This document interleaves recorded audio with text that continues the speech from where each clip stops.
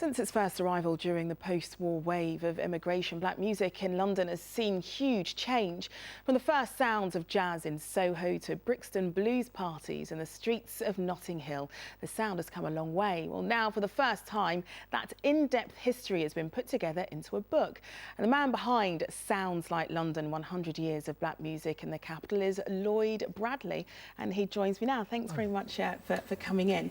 Now, if we go back 100 years, we of course are looking at things like the Southern Syncopated Orchestra, which you do start with in the book. You can have a look at, you can see the book just here. They of course transformed London's club scene at the time, didn't they?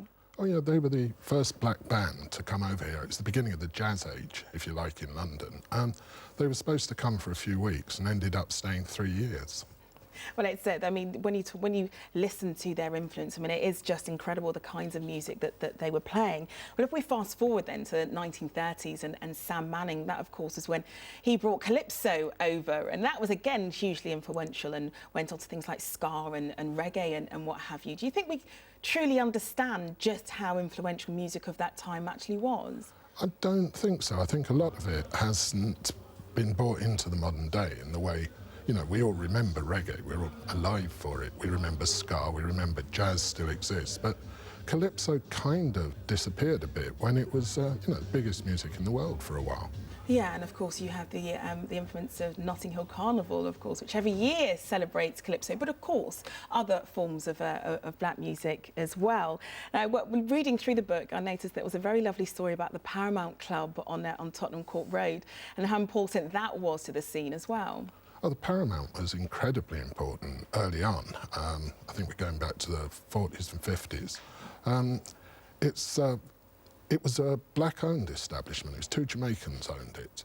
It used to put jazz on, big band jazz, and it was always a kind of bit wilder than what they used to call the white bread ballrooms. You know, the musicians knew they could cut loose a bit there because they had, you know, it was a largely black crowd, West Indian immigrants, visiting sailors from Africa, and a lot of American servicemen used to go there. So it was always a wild experience. Well, also wild experiences came in if we fast forward once again to names such as Jazzy B, who wrote the foreword to the book, Norman J, and you've got to present day names like Dizzy Rascal. Black music has really developed in what is really only 3 generations. Oh, it's astonishing. I mean, that we've gone from Lord Kitchener and the Gangplank of the Windrush to, you know, Dizzy Rascal at Glastonbury in less than 3 generations. But it's always developed within itself. It's been a kind of almost an underground scene for most things that's bubbled up from time to time. But now it's so much a part of English pop music, if you like, that it is the mainstream. And I guess we all just have to remember its influence, where it has come from. And of course, you have to remember the past in order to go to the future music-wise. Would you agree? Oh, yeah. I mean, that was one of the reasons behind writing the book. I wanted to draw a line that it is a continuous arc between Kitchener and the calypso guys, the jazz guys, and Jazzy B and Dizzy Rascal today, that you can plot the course because it's a story of people more than simply a story of music.